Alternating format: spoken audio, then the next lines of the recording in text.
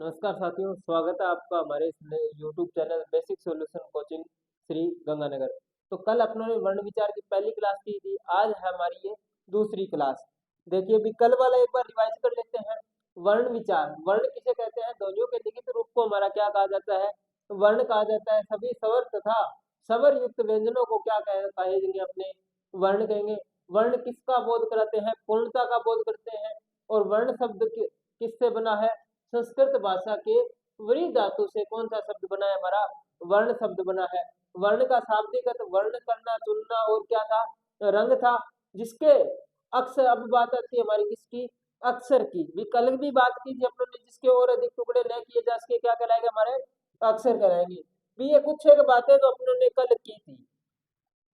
आज अपने नेक्स्ट बढ़ते हैं। भी स्वरों का पहला ही वर्गीकरण अपनों ने पूरा कर लिया था, मात्रा या उच्चारण कालमान के आधार पर। हरिश्व स्वर कर लिए थे। आज बात है हमारी किनकी? प्लुत स्वरों की। हरिश्व स्वरों के बाद आती है बात किसकी? प्लुत स्वरों की। अब प्लुत स्वर कौन से होते हैं? वे स्वर जिनके उच्चारण में हरिश्व स्वरों की अपेक्षा 3 गुना समय लगे क्या कहलाएंगे? हमारे प्लुत स्वर कहलाएंगे। इनकी संख्या कितनी होती है? बी हरिश्व स्वरों की संख्या थी 4, ए ई उ और री। और दीर्घ स्वरों की संख्या थी हमारी 7 थी। ठीक है। और हमारे स्वर तो 11 ही थे, वहां पे आ गए। लेकिन अगर आपसे पूछा जाए प्लुत स्वरों की संख्या कितनी है, तो प्लुत स्वरों की संख्या है हमारी 0। यानी प्लुत स्वरों की कोई संख्या नहीं होती, इनका सिर्फ मात्रिक रूप होता है। अब देखिए इनके उपनाम त्रिमात्रिक स्वर, पौराणिक स्वर और वैदिक स्वर, ये क्या है? हमारे प्लुत स्वरों के उपनाम है। अब देखिए भी जो हमारे प्लुत स्वर है, इनका प्रयोग कहाँ होता है? पहला तो यही आ गया वेदों और पुराणों में, यानी मंत्रोच्चारण सर्वाधिक किन में होता है? तो ये किन में होता है? हमारा वेदों और पुराणों में है। तो इसका सर्वाधिक प्रयोग कहाँ किया गया है? हमारा वेदों और पुराणों में। और संगीत क्षेत्र में, चीखने चिल्लाने में, पुकारने में और संबोधन में, ये कहाँ प्रयोग हुआ है? हमारा प्लुत स्वरों का। आज हमारा दूसरा वर्गीकरण है कौन सा? जीवा के भाग के आधार पर। तो जीवा के भाग के आधार पर स्वरों को कितने भागों में बांटा गया है? तो जीवा के भाग के आधार पर स्वरों को 3 भागों में बांटा गया है। अग्र स्वर, मध्य स्वर और पश्च स्वर। भी गलत लिखा गया है यहाँ पे। अग्र स्वर, पश्च स्वर, मध्य और अग्र। अग्र, मध्य और पश्च स्वर। तो ये किसके आधार पर हो गया? जीवा के भाग के आधार पर वर्गीकरण हो गया। अग्र स्वर कौन से होंगे? वे स्वर जिनका उच्चारण जीवा के अग्र भाग से किया जाए, कौन से स्वर कहलाएंगे? अग्र स्वर कहलाएंगे। कौन कौन से स्वर हैं? ई, ए और री। तो अग्र स्वरों की संख्या हमारी कितनी हो गई? 5। अब बढ़ते हैं हमारे नेक्स्ट मध्य स्वर। अब मध्य स्वर कौन से होंगे? वे स्वर जिनके उच्चारण में क्या है? भी जीवा, जिनका उच्चारण जीवा के मध्य भाग से हो, कौन से स्वर कहलाएंगे? मध्य स्वर। और संख्या कितनी है? 1। कौन सा हो जाएगा? ए। फिर आती है पश्च स्वर। अब पश्च स्वर कौन सा होता है? जिनका उच्चारण जीवा के पश्च भाग से हो, कौन से स्वर कहलाएंगे? हमारे पश्च स्वर कहलाएंगे। संख्या कितनी हो जाएगी इनकी? 5। कौन कौन से? आ, उ, ओ, औ। ये कौन से स्वर हैं? हमारे पश्च स्वर हैं। अब ये देखिए भी अपनों ने क्या पढ़ा?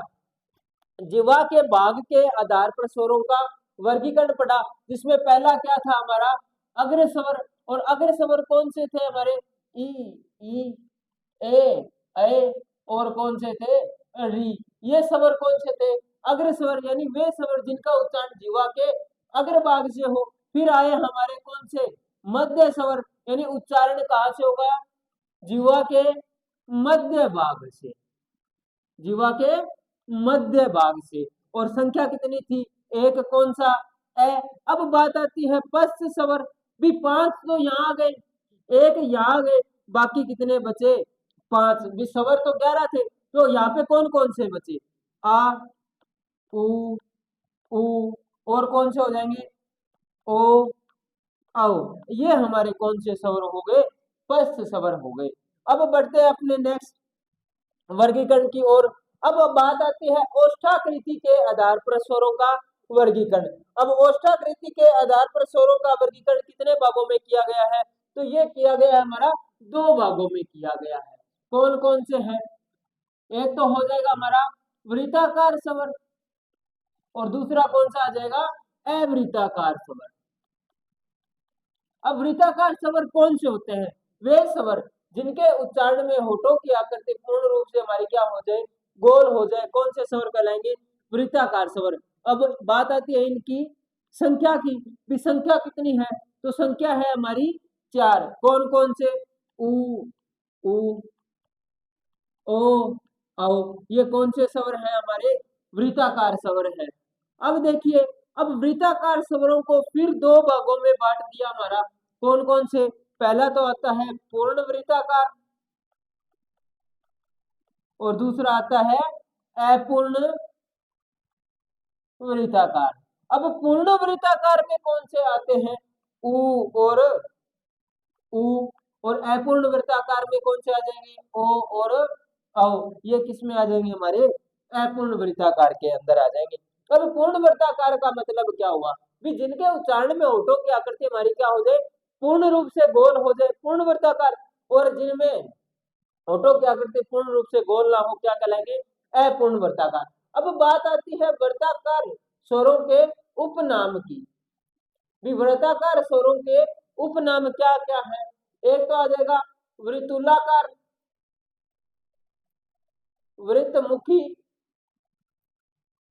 और एक हो जाएगा वृत्ता गोलाकार स्वर। कौन सा हो जाएगा? गोलाकार। अब ये किसके नाम हो गए? हमारे वृत्ताकार स्वर के। अब भी 4 स्वर तो ये यहाँ पे आ गए।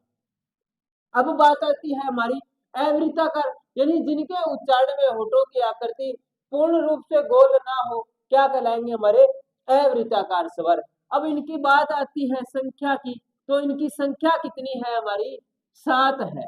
कितनी संख्या है? 7। अब बाकी जो बच गए वो किस में आ जाएंगे? अवृत्ताकार के अंदर। कौन कौन से बच गए? ए, आ, ई और कौन से हो जाएंगे? री। अब ये किस में आ गए? हमारे अवृत्ताकार। कौन से हो गए? ए, आ, ई और कौन से हो जाएंगे? ए और आई। ये कौन से स्वर कहलाते हैं? हमारे अवृत्ताकार स्वर कहलाते हैं। अब बढ़ते हैं अपने इनके उपनाम की। उपनाम क्या क्या हो जाएंगे? भी उपनाम अवृत्तुलाकार, अवृत्तमुखी और अगोलाकार। अब ये कौन सा वर्गीकरण हो गया हमारा? कौन सा हो गया? होठों की आकृति के अनुसार स्वरों का वर्गीकरण। अब बढ़ते हैं अपने नेक्स्ट वर्गीकरण की ओर। भी पहला तो अपनों ने किया मात्रा या उच्चारण कालमान के आधार पर। दूसरा कौन सा किया अपनों ने वर्गीकरण? तो दूसरा वर्गीकरण किया अपनों ने जीवा के भाग के आधार पर। और तीसरा वर्गीकरण हमारा कौन सा हो गया? ओष्ठाकृति के आधार पर। अब बढ़ते हैं अपने मुखाकृति या मुख के खुलने के आधार पर वर्गीकरण। ये तो हमारा हो गया, अवृत्ताकार हो गए भी। अब बढ़ते हैं अपने नेक्स्ट की ओर। मुखाकृति या मुख के खुलने के आधार पर स्वरों का वर्गीकरण, जिसमें पहला आता है हमारा कौन सा? संवृत स्वर। अब संवृत स्वर कौन सा होता है? जिन स्वरों के उच्चारण में मुंह है कम से कम खुले, कौन से स्वर कहलाएंगे? हमारे संवृत स्वर कहलाएंगे। कौन कौन से हैं? ई उ री। ये कौन से स्वर कहलाते हैं? हमारे संवृत स्वर कहलाते हैं। अब बात आती है विवृत स्वरों की। वे विवृत स्वर कौन से होते हैं? वे स्वर जिनके उच्चारण में मुख पूरा खुले, कौन से स्वर कहलाएंगे? हमारे विवृत स्वर कहलाएंगे। संख्या है 1। कौन सा हो जाएगा? आ। अब अगला आता है अर्ध संवृत स्वर। अब अर्ध संवृत स्वर कौन से होते हैं? यानी जिन स्वरों के उच्चारण में संवृत की अपेक्षा मुख थोड़ा सा ज्यादा खुले, कौन से स्वर कहलाएंगे? हमारे अर्ध संवृत स्वर। संख्या कितनी है? 2। कौन से हो जाएंगे? ए और ओ। अब बात आती है हमारी अर्ध विवृत की, यानी विवृत की अपेक्षा मुख थोड़ा सा कम खुले, कौन से स्वर कहलाएंगे? हमारे अर्ध विवृत स्वर। जिन स्वरों के उच्चारण में मुख विवृत से थोड़ा कम खुले, कौन से स्वर कहलाएंगे? अर्ध विवृत। संख्या 3। कौन कौन से हो जाएंगे? ए औ। ये कौन से स्वर हमारे अर्ध विवृत स्वर है। अब बढ़ते हैं हमारे नेक्स्ट वर्गीकरण की ओर। तो नेक्स्ट वर्गीकरण है हमारा कौन सा? हवा का नाक व मुंह से निकलने के आधार पर स्वरों का वर्गीकरण। तो यह है हमारा 2 प्रकार का, सैनुनासिक और दूसरा कौन सा हो जाएगा, निर्नुनासिक। अब सैनुनासिक यानी उच्चारण में प्राणवायु मुख के साथ हमारे नासिका से भी निकले, कौन से कहलाएंगे, हमारे सैनुनासिक स्वर कहलाएंगे। अब बात आती है इनके उपनाम की। उपनाम क्या हो जाएगा, सैनुनासिक को क्या कहा जाता है, हमारा अनुनासिक स्वर कहा जाता है। ठीक है, अब उदाहरण कौन से हो जाएंगे, चंद्र बिंदु वाले सभी स्वर हमारे कौन से कहलाएंगे, कौन से कहलाएंगे भी, सैनुनासिक स्वर।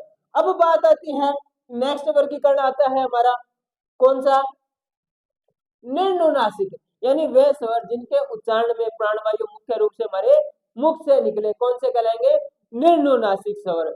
उपनाम क्या हो जाएंगे, अब इनको क्या बोलते हैं, अपने मौखिक स्वर बोला जाता है। अब उदाहरण क्या हो जाएंगे, सभी स्वर हमारे क्या कहलाते हैं, निर्नुनासिक।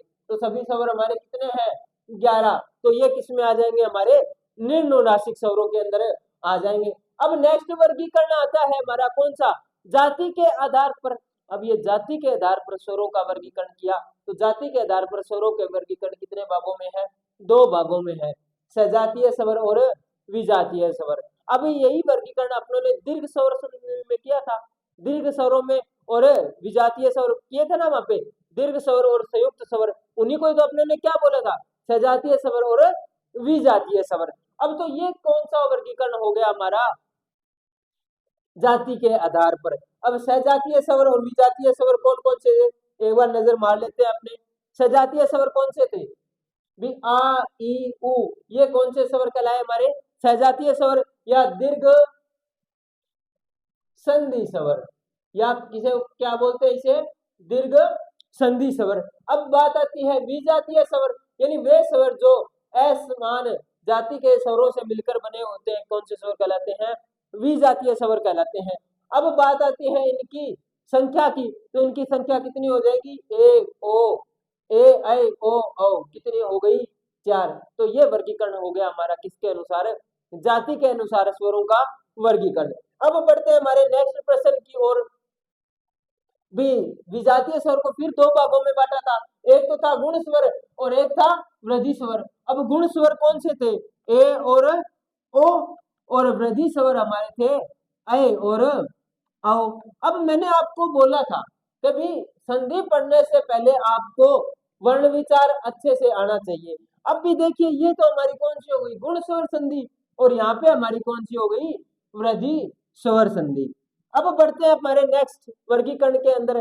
अब देखिए, स्वरों के उच्चारण स्थान के आधार पर स्वरों का वर्गीकरण, यानी उच्चारण स्थान के आधार पर स्वरों का वर्गीकरण। अब उच्चारण स्थान के आधार पर का मतलब क्या हुआ, देखिए भी।